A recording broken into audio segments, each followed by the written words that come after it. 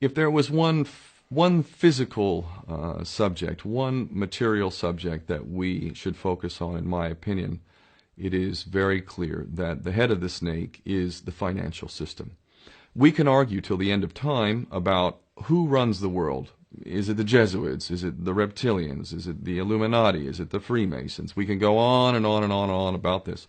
But I don't think it is reasonable to even begin arguing about the mechanism that is used to exert this control. The mechanism is finance. The whole point of finance is to indebt, otherwise to enslave. What is a mortgage? I mean, what does that stand for? It's a death grip. So when you get a mortgage, you have a death grip held over you because you are in debt. You don't even own the house. The bank owns the house that loans you the money to buy the house, unless you're fortunate enough to have all the money to buy it outright. And even then, you can be taxed by the government, and if you fail to keep up with those taxes, the government can then take it from you. The whole system is based on a financial fraud, which effectively takes the power that we have and it gives it to a tiny group of individuals who are running the world through the control of finance. With the infinite supply of money that we have allowed them to take, they have literally an infinite supply of money, and with that money, and from their psychopathic point of view, they have bought everything and everyone who can be bought. So those of us who cannot be bought, because we operate on a level that goes way beyond the material, we are not rewarded for such behavior. We are punished for such behavior. And the most slovenly, disgustingly criminal, pedophilia, corrupt moral individuals, those are the ones that are rewarded in this system, which is upside down.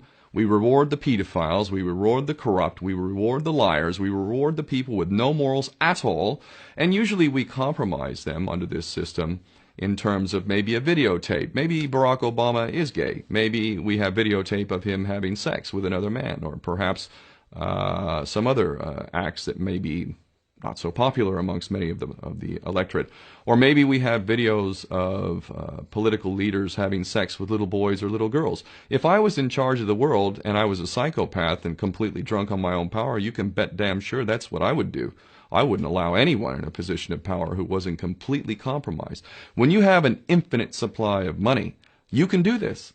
Take that supply of money away, take that power back, put it in the hands of the people, get rid of fractional reserve banking, which is an obscenity in itself.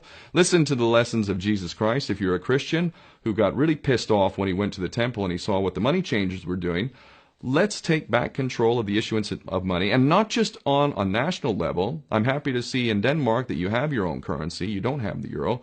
But on every country's level, they should be issuing their own currency in a transparent, non-usury based way in which it really, truly benefits the people. And in that way, we can literally free ourselves of the banking debt which is drowning us all, and we can stop scrambling for the crumbs from the table of these filthy rich psychopaths and live in a state of abundance just by changing this one thing. And I'm not just talking about abundance for Western nations who have an artificially inflated value with their currencies. We all in the West are guilty of having that reward while the rest of the world is sucking on it.